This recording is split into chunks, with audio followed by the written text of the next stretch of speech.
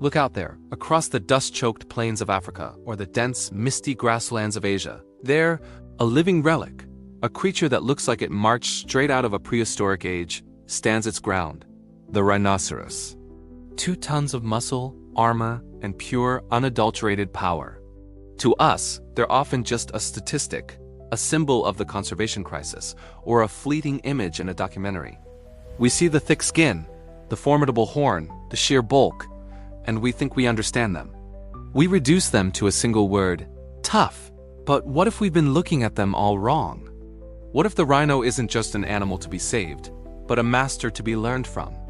What if embedded in its very biology and behavior are profound lessons on how to navigate our own modern, chaotic, and often overwhelming human world?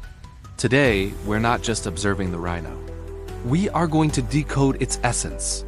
We're going to uncover the hidden strengths, the quiet intelligence, the relentless resilience that has allowed this titan to walk the earth for millions of years. And we're going to challenge ourselves to embody these very traits. This is a call to arm yourself with the wisdom of the wild.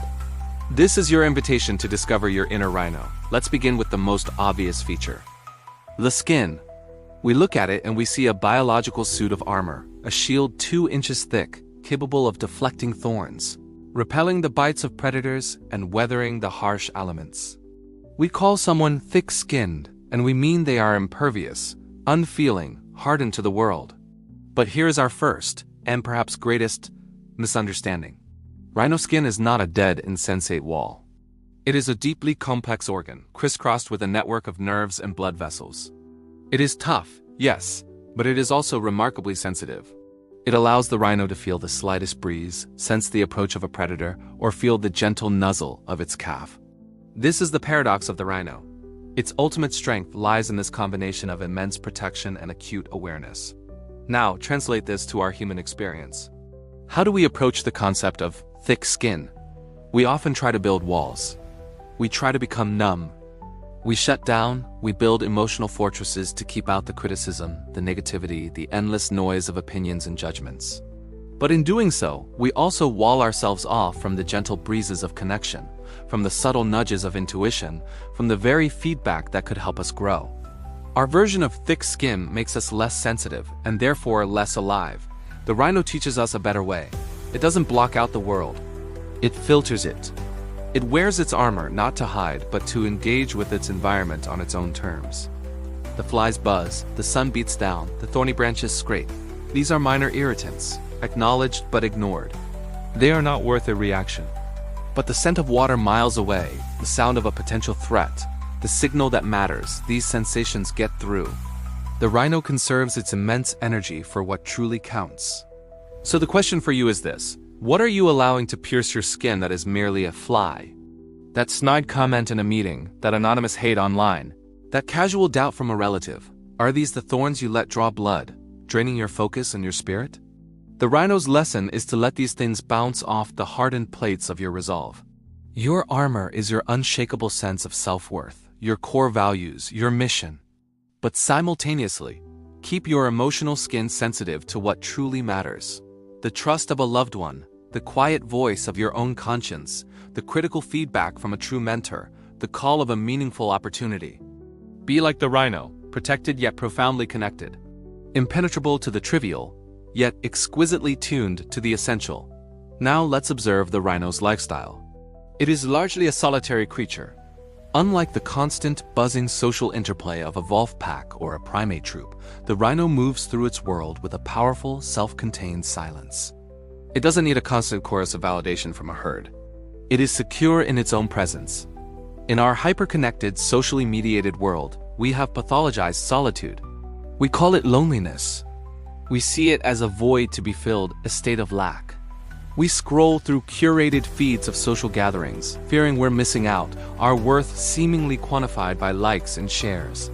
This constant external seeking fractures our attention and drains our inner resources. The rhino redefines solitude not as emptiness, but as fullness. It is solitary because it is complete. Its territory is its own, its pace is its own. Its purpose to graze, to patrol, to survive is its own. This solitude is not born of antisocial aggression, but of a deep, unshakable self-sufficiency. It is in this quiet space, free from the static of the herd, that the rhino's immense power can gather and focus. Imagine applying this principle to your life. How much of your energy is spent performing for an invisible audience? How much of your decision-making is clouded by the fear of what they might think? The rhino doesn't waste a single calorie on such concerns. It knows its path and it walks it. Your solitude is your sacred space for strategic thinking. It's the uninterrupted hour where you work on your craft without posting about it. It's the walk you take alone to clarify your thoughts. It's the courage to hold a controversial opinion because it's yours and yours alone. This rhino-like solitude is where you build your internal fortress, where you cultivate a purpose so strong it doesn't require external applause. It is the ultimate antidote to the anxiety of modern life. Be a herd of one and be utterly complete. Then there is the charge. This is the rhino's ultimate expression of power. When a rhino decides to move, it doesn't hesitate. It transforms from a placid grazer into a force of nature. It focuses its 2-ton mass into a single, linear, unstoppable vector. It doesn't zigzag. It doesn't second-guess. It sees its objective, a rival, a threat, a destination, and it commits with every fiber of its being. The ground shakes. The air parts. Momentum becomes its truth.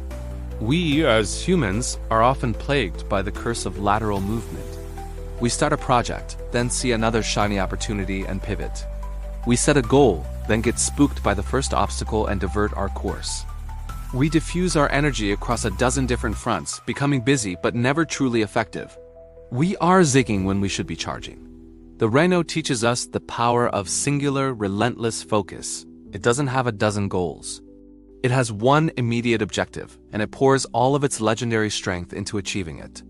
What if you identified the one wall in your life that needs to come down? The one project that could change everything? The one personal barrier you are determined to break through?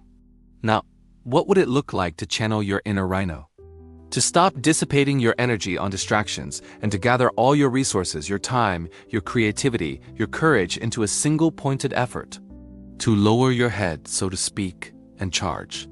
The momentum you build will carry you through obstacles that would have stopped a more scattered version of yourself. Indecision is the enemy of progress.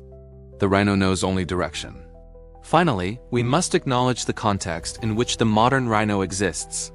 It is an ancient warrior in a modern war, facing threats its evolution never prepared it for. Poaching, habitat loss, a world changing at a dizzying pace. Yet it persists. It adapts. It learns to be more wary, to change its routines, and in some cases, it even accepts the help of the very species that threatens its humanity. This is perhaps the most profound lesson. Resilience in the face of existential threat. The rhino does not simply lie down and give up. It fights for its right to exist. We all face our own sieges. Burnout, financial pressure, personal loss, the overwhelming tide of global problems. It's easy to feel like it's too much, to succumb to cynicism or despair. But the rhino stands as a living monument to the principle of endurance. It reminds us that the will to survive, to protect what is ours, to continue the charge even when wounded, is the most powerful force in the world. It teaches us to be pragmatic in our resilience, to accept help when offered, to change tactics when necessary, but to never, ever surrender the core of who we are. So as we leave the rhino on its plains, we take with it not just an image of power, but a blueprint for living. We take the armored heart-sensitive yet strong, the solitary sovereignty complete in ourselves, the relentless charge-focused and direct, and the ancient resilience, the unyielding will to endure. The world will throw everything it has at you. It will send swarms of irritations, voices of doubt, and walls of adversity. The question is, how will you meet it? Will you be thin-skinned and scattered? Or will you remember the Titan? Will you remember that within you is the capacity to be a force of nature? To protect what matters, to walk your path with purpose, to focus your energy with devastating effect, and to stand your ground, no matter what. It's time to armor up. It's time to find your path and walk it, alone if you must. It's time to pick your target and charge. If you liked this video, consider sharing with a friend, and before you go, like and subscribe to see more.